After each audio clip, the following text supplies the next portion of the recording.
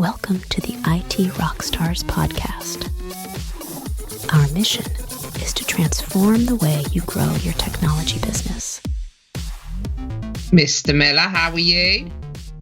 Not bad. How's it going? All right, you in the ballpark? I am. It's Friday. Fun day Friday.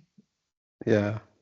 What you been up? My hair is well suited for that room, isn't it? I'm in a two-phase process.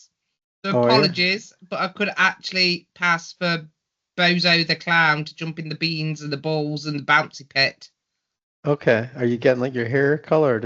Is that what's going on? Yes, yeah. So cool. It's a two-phase approach. Cool. I like it. What you been up to? Oh, this and that. Changing business model. Oh. So yeah. Interesting. Busy. Tell me. So we've been focused on, I say me, IT Rockstar has been focused on some membership model. And it was all about the content that we provided the marketplace, but the value of content has dropped considerably. So we're doing a completely new concept. It's the hosting and the SEO stuff. No, it's nothing to do with that. So that's changed as well over the last 6 months. I don't want to go into that. Oh dear. Everyone is battling algorithms of one way or another. And I'm just like, okay, how do we bring it back to a human level? How do we not involve AI and ChatGPT and algorithms? So bringing it back to reality to some extent. And what's the secret behind it then to bring it back to reality? Just human connection more than anything else and having fun. So hence the background. I was going to say hence the ballpark. Yes, having fun. So I asked the question like on LinkedIn a couple of weeks ago. I'm like, tell me how you're having fun in your business. And like no one answered me. Really? I can't even recall seeing it, Scott. Well, that's the thing. You're battling the algorithm. So yeah. Was it just plain text or did it have an image on it? I think it had an image. So no. So that's a reflection of the marketplace. It's like, how much fun are people having in their business, you know? So I think it's because I've been doing the same thing for 5 years. I'm like, I need to change. I need to make it fun again. So I'm sure you hear similar things in the work that you do. Yes. Yeah. But mine's always about fun anyway, because how can interrogation not be fun? How can what, sorry? Interrogation. Is that what you do? Well, no, but I was thinking about it as I drove back from a client site the other day. I was driving back and I was thinking to myself, it was warm, it was sunny, it was a beautiful day for driving. It was a long distance. I was like, do you know, I've got the best job ever. I get like paid to interrogate people. So you just like ask questions. Ask questions, tons of questions, and make people think. And the thing is, though, is once you start that what if kind of thinking, you can get some really good things going from it. I see. Yeah. Okay. So it's good fun. It's good fun. Yeah. Yeah. And you sort of get, because you're asking lots of questions, you've almost got like this authority. It sounds like a doctor, because that's what a doctor does, don't they? They just they ask lots of questions. Yeah, no, but it doesn't sound as much for a doctor versus like some kind of spy agency. Doesn't sound as much fun, does it? No, it doesn't. Anyway, let's not go there to how it's like the imagination of like goes on in Michelle Coombs' head is not a good topic to have. Yeah. Well, so we're, what are we going to chat about? I think we were just chatting the breeze, weren't we, and seeing what was going on. Although I do have something I want to share with you actually. One of the things that I've been working on one of my projects this year. Just to let you know, I am recording this. Sorry, I am recording this, so just to let you know. That's fine. I've spotted the red dot when I came in. It did say. So I've been working on a project this year for. You reminded me to remind my P's and Q's. Is that what it is, Scott? Well, if there's any sensitive information, I don't want you giving away anything, you know. That's fine. That's fine. I only share what's documented because of the IP that's behind it all. Anyway, I don't want people stealing my ideas. Oh, So okay. so I've been working on a platform this year for continual service improvement planning, service maturity, feedback, complaints, and all of that kind of service stuff, all integrating to give like a single source of truth for all improvement activities. So I've been Okay. working on that this year, which is going very well. So a platform. Have you ever built a platform before? Never in my life. I'm not a software developer. My background's infrastructure, remember. So I was there when it was like NT4 days and Exchange 5.5. So building a software platform. You're showing your age here, Michelle. I know. I am old. You should know this. hence the orange hair. But so infrastructure all the time. So now moving to software development alongside. It's scalable that way, you see. Okay. All of the stuff that I do, I'd love to be able to scale it to help more people, because you know that I've got this crazy goal. And if I'm working with people one-on-one, I'm very limited. But if I can scale it and productize what's in my brain, I can help more people. So that's what I decided to do. So what's your goal? I don't think I'm aware of it, or I've just dropped out of my head. Helping 350,000 tech people by the end of 2032. Oh, wow. That's a pretty precise goal. But they have to be, don't they, really? So, yeah, that's the whole point. It's specific. What led you to 320,000? What, sorry? Why is it 320,000? Sorry, 350,000. Well, okay. That was a New Year's Eve thing, right? Okay. I have I have Twixmas for reviewing where my business has gone and what my goals are for the next year. And 2022, the end of 2022, I thought, right, how am I going to get a good goal that will keep me going and sustain me for the next 10 years or so? So we've got various bits and pieces on the go. I was like, right, how many people could I help, and how many people can they help? And if I did this, how could it help? So I came up with this number of 350,000. Somewhere I've got, the math behind it. There is the math behind it, and if I'd have known you'd have asked this, I'd have found it out. So those flip chart easel things that you have. I've got one of those. So I was working out my numbers on one of those pads of papers with a marker pen, and I got it. So I thought, okay, I can 10x this. I thought, okay, because like 35,000 interest me. I thought, that's not going to help. I did 3,000 last year. So I thought, well, I can't say 3,000. 3,000's okay. 35,000, it's not really exciting. And then I thought, I like looking at this number. If I look at how the compound effect of it all and all the rest of it, I thought 350,000, that's exciting. I've got no idea how I'm going to do it. Picking 350,000. So, and that's over a 10-year period. Over a 10-year period. So even if I do like 3,000 a year, 5-minute favors, that's 30,000.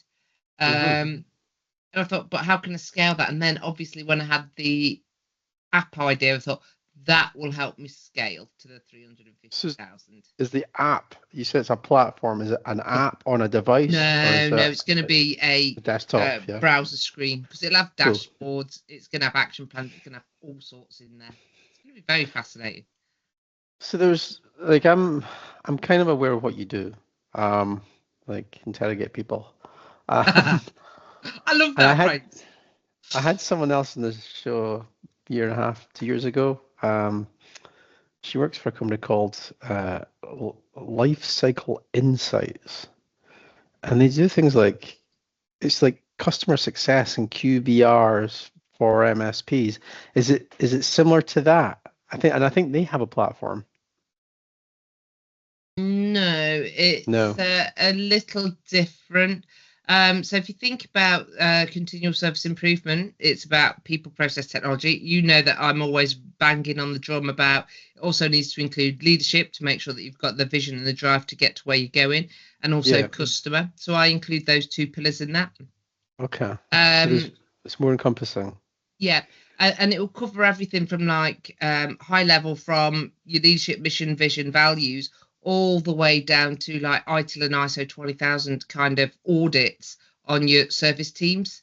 So it's going to be really, really in depth for specific, right down from high vision kind of stuff down into the detail of individual processes. But then that's just the one module of it. Then I'm always about service improvement, right? So if you consider that service improvement plans are put in place when an MSP has a red flag customer or somebody that's not quite happy, and they'll put in place a plan to get them to where they are happy. They'll be able to put their service improvement plans for their customers in this platform as well, instead of having tons of spreadsheets. And where there's a trend, it will analyze that and then roll that up into the continual service improvement plan. So it's not just for that one customer, but for all. So yeah, there's a lot of,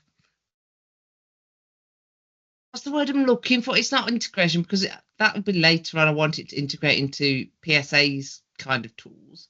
Not right now, but later on it will come into PSAs, and also pull the metrics from that as well as it pulls the KPIs. But there's a lot of like interaction between the different modules. That'll do for now. It's a Friday afternoon.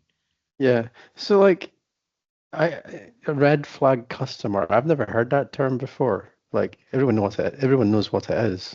I'm actually a red flag customer at the moment to an MSP, and they're not aware of it. Give him a wave. Give him a wave with the red flag.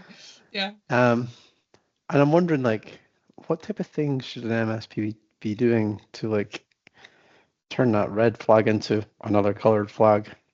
Like what? Well, like you mentioned, like a program improvement. So it's getting just like goes over my head, that stuff. Right. So if you're, but I just want like giving me a specific example. Like, what are the steps? The steps I'd take if I had a red flag customer is the first thing I'd do is be picking up the phone as like a service desk manager or a chief operating officer, picking up that phone, understanding all of the grumbles, documenting absolutely everything. And then I'd be working out a remediation plan, the due dates, who's going to look after it, how I'm going to measure it internally, how I'm going to report it back to the customer. And I'd track that on a progress call once a week, and with an vision to turn that red flag customer to a nice green happy customer. I'm surprised you haven't heard of red flag customers. I know what they are. It's pretty obvious what they are. I've had them myself, and as I say, I am one just now to an MSP. But I've never like worked for an MSP or heard of it as like, oh, it's like a part of the process that you have. Wait, well, when you've got an unhappy it's just because of my ignorance, customer. Yeah, effectively, it is. Yeah, and it's how you manage it. But it's being proactive about it. So who should, like, you mentioned that the service desk manager, or, but I'm thinking, is it the service desk manager? Is it like the account manager? Who's ideal to sort of kick off the whole process and manage it? For me, it depends on the organisation really, and the roles and responsibilities of those roles. Okay. Your service desk manager is going to be best placed because they're managing the service teams and managing those interactions with the customer, ideally with the customer. I'm just thinking if you've got a service desk manager that isn't interacting with customers, I'd be a bit worried. So I'd absolutely expect them to know exactly how all the customers are feeling. I'd expect them to be involved in any kind of feedback collection and all of that kind of thing. The same with service delivery reviews, because an account manager often has a commercial hat on, shall we say. So they are figure based. So if they go into a service delivery or a quarterly business review or a technical business review, they're on about the upsell. They don't talk very often about the service, which is why I like to see account managers and service desk managers and service delivery managers working hand in hand to make sure that you bring that service element in. Okay. All right, I get it now. So this is the next question. And this comes down to me being a red flag customer. There's obviously an awareness of the red flag customers. Should MSPs be doing something to discover being aware of that? Or is it just something that pops up, like when there's like a fire and they have to like deal with an unhappy customer? I haven't had the chance to actually go and give them a piece of my mind. This is what I'm on about. You know, when we talk about these reviews, and if you were to bring in like some form of service element, it's about collating that feedback. So at the end, it's like making sure that they're happy with the service that's being delivered. So what are we doing well? What can we do better? And as soon as you've got that information, as soon as somebody says, well, actually, this could be done better, that instead of being kept with the account manager, it needs to feed its way back to service desk managers, chief operator officers, chief execs, whoever is in charge, so that they can go, actually, let's see what's going on, find the root cause and address it. So when should they, like, I'm going to guess it's like a survey or something that goes out, or is it just something that happens in the account management meetings? Like, when's the ideal? There's multiple ways. So of course you've got like your after ticket, after project kind of feedback collection, whether you do MPS or CSAT and collect that information. But at the end of every meeting, so if you've got an account management review, it takes a couple of minutes, just pop it on the end. Okay. Yeah, every meeting, really. What's going well? What could we do better? And actively embrace that feedback kind of mechanism. And if you only have annual reviews, so some smaller MSPs will only have an annual review to make sure that they've got their licensing counts right, or if there's any project they've got coming up in the next year. Contract renewal. That's it. Contract renewals. Add in a bit about service, but send it out 6 monthly or quarterly just to get that feel of how the customer is feeling. Because if you get to contract renewal and you're asking for feedback, then you're too late, because they could already have gone, do you know what, these people don't care about us, they only come to us when they want our money. Whereas if you keep in touch with them quarterly or 6 monthly, they're going to feel much more cared for. Yeah, definitely. I can see. I saw a little nod then, Scott. So let's have a little bit about the experience that you've been facing. How often do they get in touch with you and just see how you feel generally about I'm in two minds, and I'm thinking to myself, I really hope they're listening, but then again, I really hope they're not, because they probably aren't anyway. They're too busy. I think that's their issue. That type of question is not really asked. So we do have quarterly account meetings. And it's just not asked. So this is perfect. So whether your MSP is listening or if it isn't, the thing is, we've got a good relationship. That's the thing. Like, I used to work with these guys, so it's like, which makes it even more difficult. It should be even easier to say to them, do you know what, guys? I think you're missing a trick. Let me point you in the direction of this podcast. I feel like since I think I'm planning of switching to MSP. That's what I feel like saying at this point. Exactly. I don't want to say that to them. Yeah. Now, if you imagine that you'd have had quarterly check-ins to see how things were going. We do have quarterly check-ins. Or if they'd have asked you for your feedback and dealt with it in a timely manner. So when this issue first arose, before getting to a complaint section, if you'd have had the choice to, or the chance to voice this grumbling, because it would only have been a grumbling back in the day when it first happened.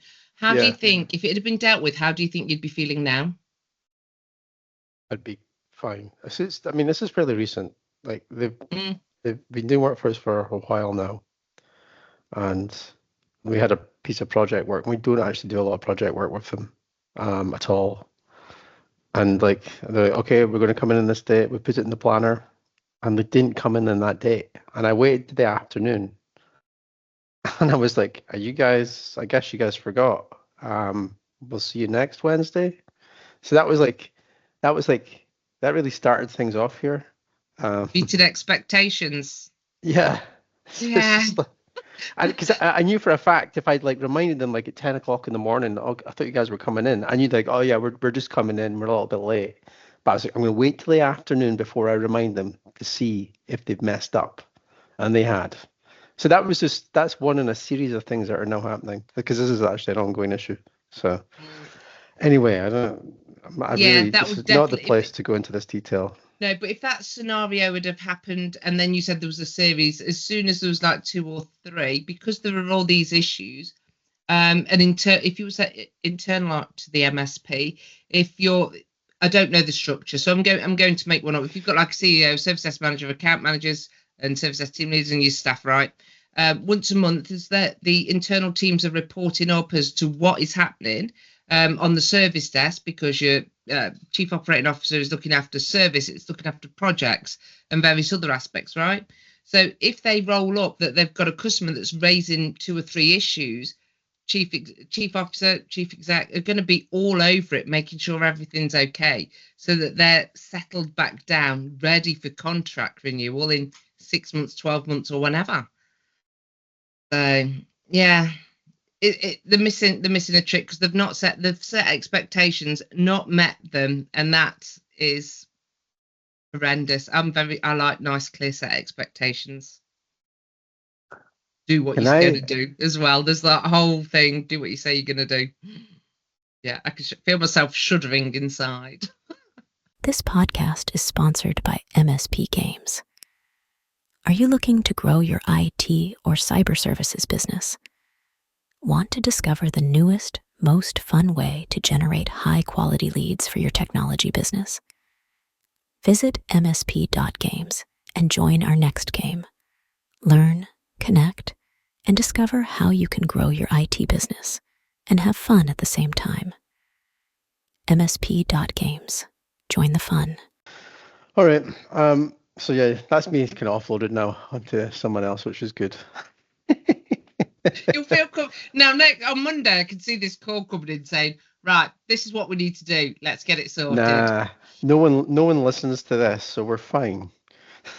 As I say, you need to call them and say, "Look, we need to get this sorted." Yeah, you are sort of like also responsible. It's a 2-party game. Any contract, isn't it? 2-party game. So there's nothing stopping you ringing up saying, "Look, I'm a little bit grumbled. Let's get it sorted." Yeah, you're right.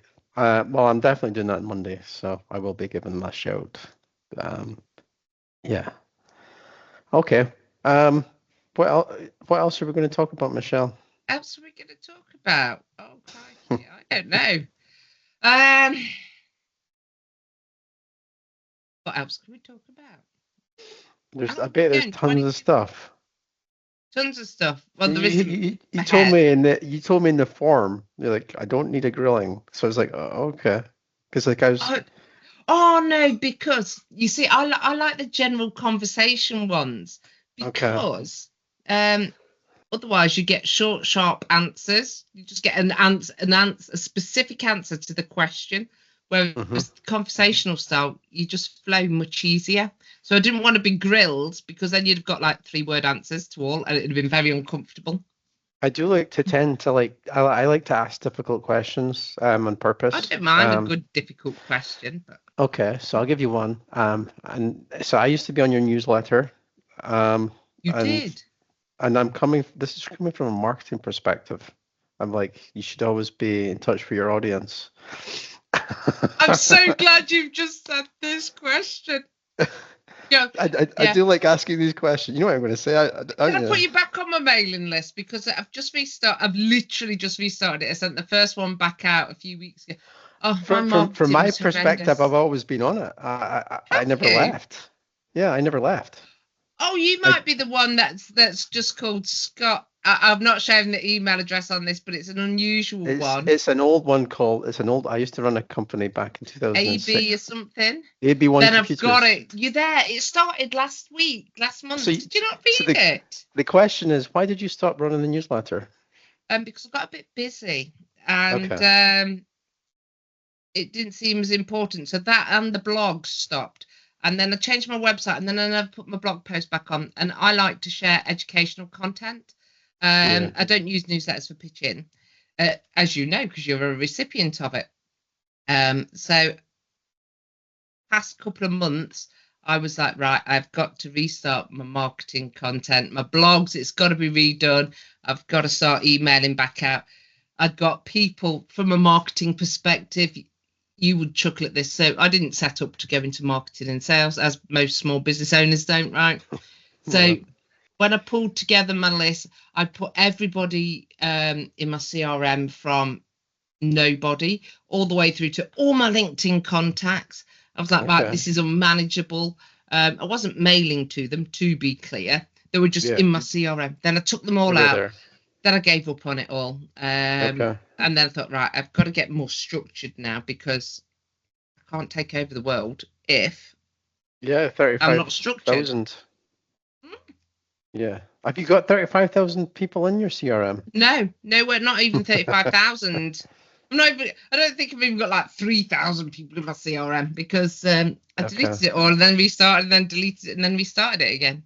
Okay. So, Oh, but all that data's gone. I think I'm there. I think I'm there with my 108 people there. But if they 108. find it useful, it's if that helps 108 people, that's my key thing, is just helping, sharing to help. Yeah. And it's there. Okay. Yeah. That's good. As I say, I do like to ask these difficult questions, and I think that's the only one that I'm aware of right now. That's a difficult question. Well, here you go. I'll extend on that even further. So, obviously, with this platform that I'm building, there's a number of skill sets that I don't have. So, software development is one of them. Marketing is the other. Now, when it comes, I get by marketing, like my consultancy stuff. I get by. It's not awesome. It's not awful. It's kind of in between. So, for Uprising, which is the name of the new platform, I've gone out and I've managed to get a couple of interns. I've got a marketing intern starting next week, which will take so much off my plate. So, as I don't like marketing very much, not that I don't like marketing very much, the fact that it's very time constraining, having to think of all this contenty stuff that you talk about, I'm going to give it to somebody else. But it's delegation, not abdication, to be clear. Yeah. What does abdication mean? Where you just give up on it entirely and just let them deal with it. All right. Okay. I wasn't aware of what that word meant. Okay. Yeah. All right. How are you getting the platform built? Like, have you just like went to Upwork, or do you know developers? Like, how are you building that? I have got. I'm thinking here. Now this is one that's put me on the spot, because I'm like, am I ready to share this update or not? The reason I'm asking is because I'm about to build a platform. It's not a platform. It's a tool, and I'm like, how do I get it built? I can share the details with you once you've stopped recording, Scott. I'll tell you then. Okay. How's that sound? There is something that I am working on with a third party. I don't know how much I can share at this time publicly. So I need to be mindful of that one. Shrouded in mystery. So that's a good marketing tactic, isn't it, actually? Because like you say, it's like, oh, it's top secret, but you can enter your email address on this website, and I'll let you know once the secret's out. No, there's no email address. It's only literally till I've got things finalised and signed, and then I think I can announce, but I don't think I can announce at the moment. Okay. Yeah. Excellent. Right. But yeah, because I don't have that resource, I've had to go to a third party. That's the easiest way. Now, I did look at a number of developers in the UK. Yeah, I can take it down through. I looked at a number of developers in the UK. And there were some awesome ones, believe me. There were some absolutely brilliant ones, and some that I would absolutely look to work with. However, if you think of the budget, I couldn't sit on my chair. I think I fell off the chair twice when somebody was giving me a quote. It's extortionate. So I did consider no code, low code. I did consider sending it off to Fiverr. I also considered finding a development party in India, so that I can get the lower cost hands. It could have been India, it could have been the Philippines, and I could have had a trip on business expense as well. Nice. But I found an alternative method, which is something for sharing later. But no email address, and I'll share none of that just yet. All right, no, that's cool. And going back to 35,000. 350,000, Scott. 350,000. Yeah. Jeez. You want, I want to get into the goal a little bit more. So you want to help them. Yes. How? How would you want to help them? It could be absolutely anything. So IT related, to be clear, it's always got to be an IT related question. So if an IT person or somebody that's in the IT sector in some way, shape or form asks me a question that is related to the industry in some way, shape, or form. I'm able to answer them or point them in the right direction so that they can get help, or help them in some other way. That's classed as a person helped. Can you give me an example of someone you've helped recently and how you did that? Somebody I helped recently. Let me look through my list. Yes. So I was asked a question. I spent more time on this than my usual 5-minute favors because it was a time-consuming one. So I was working with somebody and I was trying to figure out what their goals were for the next 90 days. And they were struggling to understand it. So I spent some time with them to define what they wanted overall for their long-term goals. And we dragged that back to their annual goals. And then we took it down to the next 90 days. And in the end, they ended up walking away with a task list for every single day of the month of July. And what they had to do. And what they had to do on every single day of July. So you could literally see how the goal cascaded from massive goal, from how they exited their business, down to the individual steps that they need to take. So there was a lot of backcasting. What were like some of the steps they needed to take? Hold on 1 second. I took a snip of their plan. I'm not sharing names. No, I don't have to. But let's have a little look. I'm trying to get into like the inner workings of your business and. Yeah. So it's about managing and delivering a better service, really. Okay. What's that? Oh, that's a screen. That's a drawing of my like a mock-up page. Some of the actions. So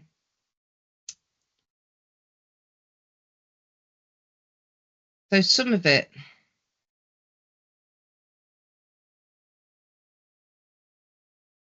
How much? I'm just having a look to see how much I can share of this.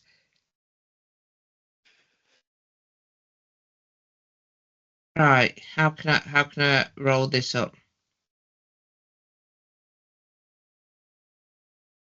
So there is my list that they have. Hey, you can't see it; it's very blurred. And it's all blurred out. So, for example, what they did was they set aside so much time per day, and literally they'd have things like queries and invoice questions that they'd been asked. They hadn't responded to. So that was on one day. The next day, it was about figuring out or contacting their clients that were currently pay-as-you-go and moving them to an MSP client. The next one was something about social posting about a specific thing. The next day was about setting tasking for their staff members. And things like that. It was literally everything that would drive them forward on their two goals of sorting their finances and sorting the finances to bring in more income, and doing things like process reviews. So, okay, was there anything in regards to sales, like existing customers or like new customers? Not for new customers on that. No. But you know that I do. When I get asked specific 5-minute favors, you know that I go, oh, actually, I can't answer this. Let me point you in the direction of Scotty Miller. And then there's a bunch of other names that I share. You know, I send them to you where I can't answer. But now I know the same for you. So like when people they come to me with service related and stuff like that.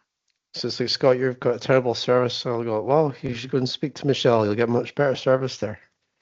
or she'll tell you how to manage the service for your customers, so you're not getting a terrible service. Okay. Cool. Yeah. All right. Have you got any stories for me? Any stories? No, but I've got a joke. Okay. What do you call a fish in a bow tie? Something to do with Botox? I don't know. No, so fish-sticated. Oh, very good. Excellent. I love that. I don't have a sense of you. I had a really good one about a Mars bar and a hedgehog, but I really cannot remember that joke whatsoever. Okay. And if anybody knows the joke about the Mars bar and the hedgehog, please do share it, because I'm trying to remember it and I can't. I'm really bad at telling jokes. And I've been like doing this whole speaker thing, and like one of the things that I've like learned is like you need to actually have quite a few jokes in there to like keep the audience's attention. So I've like started to practice jokes on my wife, and like she's just not having it. So like, I just a really good test because I'm on the spot with you. So this is a good one. Got that. So the woman's in hospital. She's on her deathbed, and she goes up to heaven, and um, God says, "It's not your time to go yet. You've still got another 28 years.